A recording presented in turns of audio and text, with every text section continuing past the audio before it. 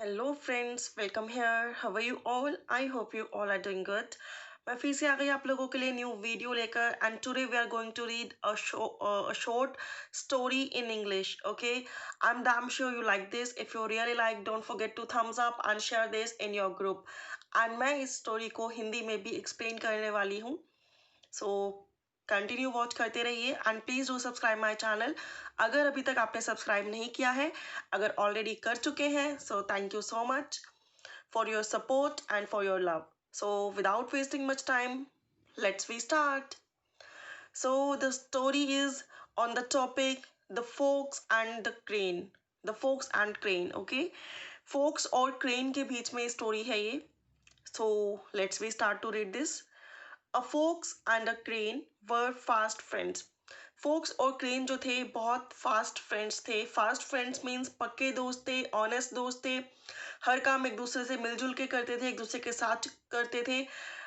Good vibes आती थी उन्हें एक दूसरे के बेस्ट फ्रेंड्स से। Okay, one day the folks was in a mood off making a mischief. एक दिन क्या हुआ कि जो फोक्स था उसको एक शरारत सूझी। उसका मूड हुआ कुछ शरारत करने का। उसका मूड हुआ कोई मिसचीवियस सा वर्क करने का, कोई शरारती काम करने का, कोई शरारती एक्टिविटी करने का। It invited the crane to a feast. तो उसने क्या करा कि क्रेन को फीस्ट पर बुलाया, दावत पर बुलाया। It served tasty thin rice in a plate to the crane. अब सबको पता है कि क्रेन की चोंच लंबी होती है, पतली होती है। एंड फोक्स ने क्या करा कि क्रेन को राइस जो है बहुत टेस्टी वाले राइस बनाकर प्लेट में सर्व कर दिए। अब प्लेट में खाना क्रेन के लिए पॉसिबल तो नहीं होता, at least the crane couldn't eat the food, क्योंकि फोक्स ऑलरेडी कुछ शरारत करने के मूड में थी तो उसने शरारत कर दी। एंड रिजल्ट ये हुआ कि क्रेन जो थी वो खाना नहीं खा पाई। He felt insulted. ऐसे में उसे बहुत ही इंसल्ट फील हुई। कोई हमें घर पे बुलाए, दावत पर बुलाए, दावत सर्व करे और सर्व इस तरह से करे कि हम खा ही ना पाए, तो ऑब्वियस है बहुत इंसल्टिंग फील होता है, राइट। आइए इसको आगे रीड करें। The crane wanted to pay the fox back in its own coin. अब क्रेन चाहती थी कि फोक्स को इसका हर्जाना चुकाना पड़े। दैट मीन्स जो इंसल्ट उसने फील करी है वही इंसल्ट फोक्स भी फील करे। It too invited the fox to a feast. उसने भी फोक्स को दावत पर, खाने पर निमंत्रण दिया। It served the same tasty food in a long necked jar. अब सेम तरकीब और सेम बिहेव और सेम कह सकते हैं शरारत, बट यहाँ पर शरारत नहीं है बिकॉज जो क्रेन है वो बदला ले रही है, राइट।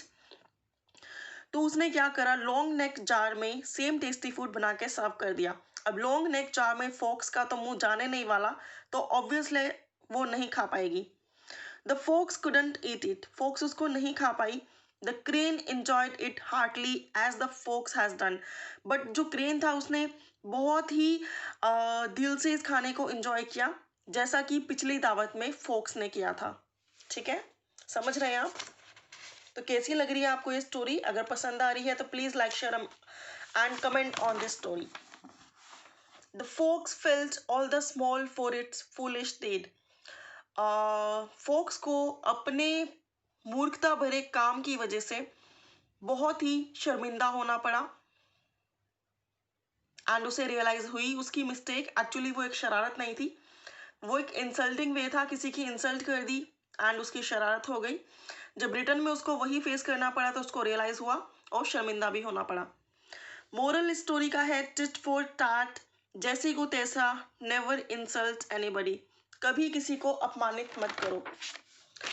आइए इसको दोबारा से रीड कर लेते हैं। अब हम सिर्फ इंग्लिश में रीड करेंगे। The fox and crane. A fox and a crane were fast friends. One day, the fox was in a mood of making a mischief. It invited the crane to a feast. It served tasty thin rice in a plate to the crane. The crane couldn't eat the food. He felt insulted. The crane wanted to pay the fox back in its own coin. It too invited the folks to a feast. It served the same tasty food in a long necked jar. The folks couldn't eat it. The crane enjoyed it heartily as the fox has done.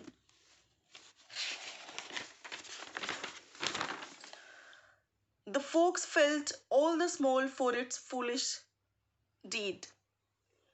The moral of the story is tit for tat and never insult anybody.